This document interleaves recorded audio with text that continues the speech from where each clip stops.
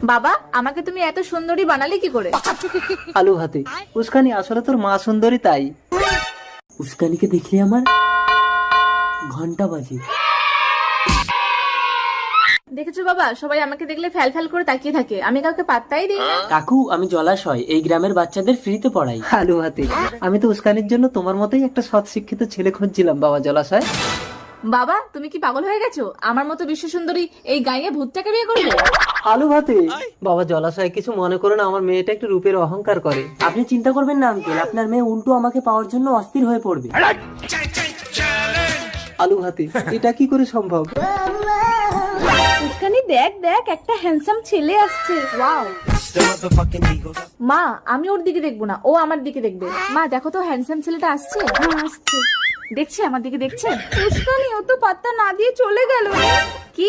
মরা মানুষ উঠে আমাকে দেখে আর ও আমাকে পাত্তা না দিয়ে চলে গেল?